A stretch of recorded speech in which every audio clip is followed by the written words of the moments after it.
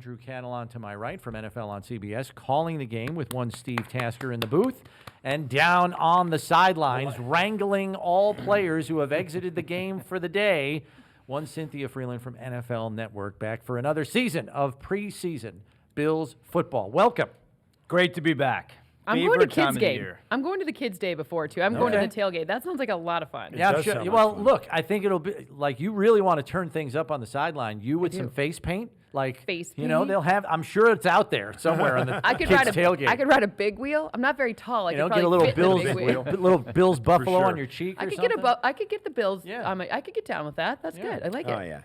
Yeah, DJ Milk will be out there. DJ Milk. Spinning the wheels of steel. Yeah. A little chance of rain tomorrow. That might, So better you a little than bit me on the sidelines. Dude, I didn't even look at the weather app, and we all know. Have you guys experienced this? Like, somebody's got a weather app on their phone. Somebody's got. It's two completely different forecasts. Like, I mean, I'm sure they're pulling from different services, but like, how does that? They're always right. Well, if they have 5 different forecasts, someone will be right. But yeah, so I don't. Did you guys see if it's going to blow out by kickoff, or are we? I think the wind is. You would probably know since you have to be prepared for it. It feels I don't really know what it feels like yet, but it seems like that the wind will be a bigger factor than any potential rain. So rain earlier, wind later. Right, okay, so but that's kind of good, right? Yeah. Get used to those conditions. Right. Well, and yeah, you're going to have them here. So let me ask you two. You kind of Brownie and I are neck deep in this thing all day, every day. So coming in to do these games in the preseason, I'll start with you, Andrew. What do you notice about this year? Because we've done these games, we did it last year. You know, what do you think? What are the big differences you see, not only on the roster, but in the vibe, everything around? Yeah, I think my take is that the roster is as good or even better than previous years. I just think the rest of the AFC is better as well. So how the Bills are able to navigate that is the big question. But I look at their roster, I see a lot of experience. I see some exciting young players who I think will take a nice step forward. I think there's a lot to like if you're a Bills fan, but I think that there's going to be 8 or 9 other teams in the AFC that they like what they have as well. Right. AFC is a total nightmare. AFC East might be the nightmariest nightmare of all. Which is, it's a good word. But when I'm looking at this team and the vibe, I feel a sense of maturity this year that feels even more kind of like, okay, professionals doing their job. Yes, they're having fun. Yes, they're like still, guys playing a game. But at the same time, it's like, all right, this is the way that we're going to go about our business. This is how we're going to execute. We expect greatness on every single, it just feels like a more mature, obviously the older Josh Allen gets, the more mature the team will feel, right? So ultimately you're kind of feeling like okay, this is our standard now. We're not up and comers anymore. Now we're the standard. Yeah. So but I'll say this on the side of the TV: if there's anybody out there who's really vaguely interested in Anthony Richardson, you better watch another broadcast because we may mention that he's in the game. This is an all Bills all day broadcast, which kind of plays into the people who are listening to us. What do you think are going to be the main storylines coming forward with tomorrow and in this preseason before we get, because we don't even know what the team's going to really look like until we get there. So let's stick it to these. Well, I think it's something that we just had a meeting and it came up, but you guys are in it every day, so you were used to seeing DeMar Hamlin at practice. But for me, tomorrow, that's the biggest storyline, is when he runs out onto the field, the reaction and the emotion that he might feel. I mean, I can't wait to see that. I think that him running out on the field is going to be something that's going to be played all around the country tomorrow on national news outlets. So I think, as you said, sometimes you get caught up in the things, but in the big picture, to me, that's what I'm most looking forward to seeing tomorrow. Totally agree with that. And I want to add, for Bills fans more specifically, I want to see what a few more kind of more real-time speed snaps for these rookies are. This was a really interesting draft class. Obviously, Dalton Kincaid. Nobody's giving him any hype anywhere. Shh, don't tell anyone. Right, we're supposed to keep him a secret. Well, he's getting plenty of hype. Right, maybe a little too much. But anyways, I want to see how he looks on the field, and I want to see O'Cyrus Torrence. Guard play is something that last year when we were sitting right here, we're like, how are the guards going to play? What's going to happen there? And now you have a guy who didn't allow a single sack last season in college, obviously a little different at the NFL level. So I want to see how the rookies do. How do they handle their business? Yeah. And this is one of those games as well, and you're right. We see DeMar practicing every day, and it was kind of off our radar. We were going to go into this. We're going to talk a little bit about him at the top of the broadcast tomorrow, and we'll have some stuff about him. And you're right. I think the country still is wondering, about how DeMar's doing, and it's been fun to watch him just go out and play. We got a taste of it last week. Yeah. At the blue and so every year they come back to Highmark Stadium, do the blue and red practice with a so-called scrimmage, and he kind of comes out on the field, and there's 35,000 people watching a practice, and there was a noticeable difference in the amplitude of the fans. They saw him, and it was like, oh my God, there he is. And for him, you could see him almost pause for a second because he hadn't been on that field in a competitive capacity since the incident had happened. So he calls them hurdles, mile markers. Tomorrow is a big one though, because you've been hitting a little bit in practice, but it's thud. You're not taking people to the ground, and now somebody comes over the middle. He's going to have to do that now for the first time. Yeah, and let's face it, it's a very deep secondary.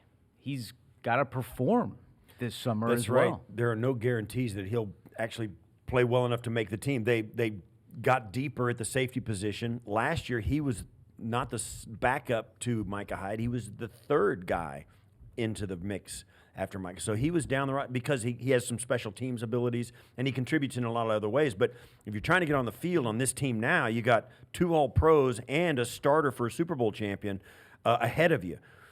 That's a tough row to hoe for a guy like DeMar, particularly given all the internal hurdles and the challenge of coming back and playing the way he likes to play. It's really going to be an interesting story to watch as it progresses through the preseason. Question for you, Cynthia, since you kind of get into these numbers.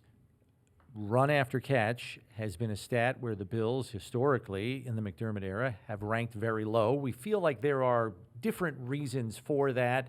Steve's of the theory that Josh is kind of a put-it-on-him thrower. He doesn't really lead guys into space all that much. He'll squeeze it through a tight window to somebody, but leading guys into space, unless it's one of those over-the-shoulder bombs, usually doesn't happen. So they rank pretty low in that area. But Deontay Hardy is here to try to fix that. And there are a couple other guys here. Trent Sherfield, I think we all remember his 75-yard touchdown against the Niners last year. 5-yard catch, 75 yards to the house, running past the best defense in football. What are you kind of hoping for in that particular metric category for them? I'm hoping to see earlier down success so that you can be a little bit more tricky on third down, right? This is already a really good third down team, but part of what was really good was just like you talked about, that put it on him type of situation. Well, if you have more favorable third downs, third and short, now you can open up the entire playbook. And we just heard Coach talk about James Cook and how he's there's the great complement to what's going on in the run game, right? Meaning Josh Allen, which was the run game sort of forever.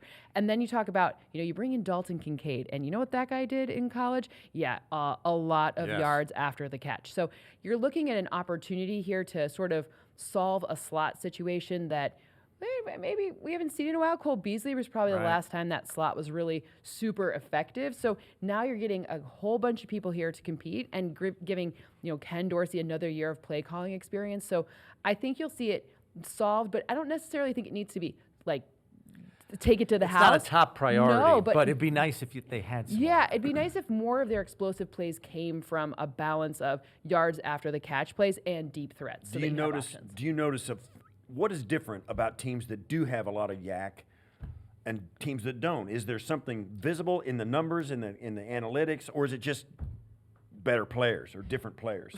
First and second down success to create plus 10-yard gains. So more explosive plays earlier down, so you're not actually getting into third down as often. Sometimes we can look at a third down number. Sometimes people are like, okay, look at red area and then look at... And that translates to yards after catch. Well, yards after the catch is one of the ways that helps, because right now in the league, not necessarily this team, but many teams, play action is like right where it's at, right? Like a lot of these younger quarterbacks need play action in order to be successful. Right. Yeah. So you're seeing a lot of yards. I think of the San Francisco 49ers. They have all these different weapons. Well, the other thing that's kind of more effective and probably more relevant to this team is fewer drops. It's more opportunities to have a higher probability catch. So you're not asking people to do something. High percentage throws. Right, yeah. Exactly. A little bit, nothing so crazy. Now you can just run after the catch. So Andrew, you saw this team last year. You did some games, and I think most of us witnessed this as we got to the second half of the season. Some injuries kind of cropped up, compromised some things. And even though the offense was still productive, it looked like a heavy lift at times. It was like Allen and Diggs and whoever else might be able to help in a given week. Gabe Davis had kind of an uneven season. So now with Kincaid, there is this general consensus that the easy button throw that Josh had for so many years with Cole Beasley inside is going to be there now in the form of Kincaid. How much do we kind of think that could make the offense back to that free-flowing team that we kind of saw in 2020 and 2021? Sure. I mean, on paper, I think it makes a lot of sense, and I think that should be an option for Buffalo this year. I think the big thing, though, is another year for Dorsey, right? I mean, I think it's your first time. It's, you're feeling things through. I remember in the preseason last year that all the questions were about how's Ken Dorsey going to call the game? How's it going to look? Well, you don't have those questions anymore. You know what he's going to bring to the table, and I think that added year will help make this entire Bills offense even that much better. One of the things I got to ask, too, is one of the big changes for the Bills this season is that now they got a head coach that's going to call defensive signals. And we talked to him about it today, and it's not a small thing even to him. He knows that it's a big move. How do you think that will go? What do you think that's going to mean for the defense and how it progresses? Yeah, I mean, you can make a case that the preseason is maybe most important for Sean McDermott than any other player on this roster. Just to go through the mechanics of it with the rest of the staff, I definitely think it's a thing, quote unquote, that we'll be following in the preseason. And I think knowing Sean, he'll be able to handle it. But there's going to be some things that come up in these games over the summer that you might not think of, and that'll help them out as they get ready for the regular season. Cynthia, I'm wondering if you guys measure this at all, because I'm wondering if this ran through Coach McDermott's brain when he made the decision, like, I'm going to call the defense now. And I know he said there were only a handful of defensive coaches that do that, but you look at the teams that were in the Final Four last year. Andy Reid, head coach, calls his plays on offense. Nick Sirianni called plays on offense for most of the year, and then I think he turned it over to Steichen late in the year. But then Kyle Shanahan calls his own plays on offense. Like the Final Four teams that were in it, Bengals, Zach Taylor doesn't do it all the time, but he does do some of it. Do you think that influences a coach like McDermott, who's still trying to get over that hump with his team, to maybe say, well, let me take that back and see if it makes a difference? I think that it comes down to organization and the ability to delegate really well, because as actually Coach pointed this out to us, that most of the situational decisions are made on offense. So he's going to have to be paying attention. Do we go for it? Do we not? That's just one simple one that comes to mind. So it's delegating who's communicating and responsibility it is for what, right? And that will be what they're probably figuring out in preseason, and probably as the season progresses, maybe in one game it's one or in the other game it's another, for example, based on situations that they're anticipating facing. So it'll come down to how lockstep the whole coaching staff is. And from what I've heard about Coach from his other coaches, it's, he sweats the details. He sweats the details, and everything is like, your job. Do you know your job? Yes, sure, I know my job. So it's, you know what you're supposed to be doing. So I think that part of it is to ensure that the things that he wants to have happen are happening. Yeah. The only other new thing that comes to mind that I know we'll all get a chance to see for the first time, at least as it pertains to the Bills and the Colts, is the new special teams kickoff rule. The fair catch now an option. Maybe there's already ways that I'm sure special teams coaches have devised. How many line drive kicks do we see to take the fair catch option out of the equation? How good are kickers at that without bouncing the thing out of bounds and putting it on the 40? What are you kind of anticipating with that now part of the equation? Yeah, I think it's a big thing, and I don't really know what to expect, honestly. I think that there's so many different ways that we can see it unfold. I do think we'll see a lot of fair catches. But, at the same time, I think that everyone's always looking for an angle or an edge, and might have some experimentation in the preseason. Right, I think so too. Maybe not in the preseason, but I think as the regular season kicks off, teams will unfurl an idea here and there. And I think a lot of it, like everything from an old player, it does boil down to your players. If you've got a kicker who can knuckleball the kick down the middle between the hashes. Here's the thing. It sounds great. It'll be down there bouncing around. You won't know what to do. The return team won't know what to do. But if it bobbles into the end zone, all he has to do is take it and take a knee. Problematically, it could be just as much an issue for the coverage team as well. I mean, you don't know what's going on either. Fatties. You don't know where you're Remember when you both, talked about the fatties? Yeah. I'm outing us. Our listeners outing him. Our listeners are perfectly familiar with me calling players the fat guy. The fat guys. Yeah, You the got fatties some out guys there. covering it who have not covered a lot of kicks because everybody's been fair catching it, and all of a sudden they're called on in the spur of the moment to do it. In like week 12. Yeah. Yeah. There's a lot of The unknowns that are trick going to works come like down. once, though. Yeah. That trick works once. Do you know what I mean? Like it's like, some. It's, Except you could really save it. Like That's ooh, right. I mean, Bengals and Chiefs are on New Year's, right? Maybe we see it then. Maybe the Right, trick works yeah. the once then. But Maybe. Cynthia, we only have Yeah. time for one more here, but Colts I think they led the league in kick return average last year with Dallas Flowers, one of their corners who's a really good return guy. I think he averaged over 31 a return last year. What does a team like that do? They got a good guy doing it. Well, this year, like you said, it will come down to players and the belief in the philosophy of the coaching and also what they practice and what they have time for in practice. But I think because it's not like a permanent change forever, it's not inked into. Yeah, the 1 thing. year only, It's right. penciled in, not inked into the rule book yet. Then you won't necessarily see as much emphasis on it as maybe we could if it was forever, because some coaches could use it as a way to get that extra roster spot for like an extra linebacker or an extra. Yeah. So it really will depend. But since it's only 1 year, maybe we do see some fatties and some tricks. Fatty tricks. listen, the only way to be good at covering I'm sensing kicks, a catchphrase on the television broadcast. the tomorrow. only way to get good at kickoff return is to do it a lot. That's right. That's why the Colts were so good Colts at it. did do it a lot That's last why year. they were Yeah. good at it. It's that simple. It really is. It's not rocket science. But you get these teams that have been getting the ball fair caught on them for a month and a half, and it's been a month and a half since they've covered a live kickoff. Yeah. You might get some guys that say, we're going to roll the dice. I don't care where it lands. Let's go. And you'll get some exciting plays from it, particularly later in the year. But it'll all be scouting and run up to it. Listen- And injuries, right? Yeah, and Well, injuries. that Yeah. thank you.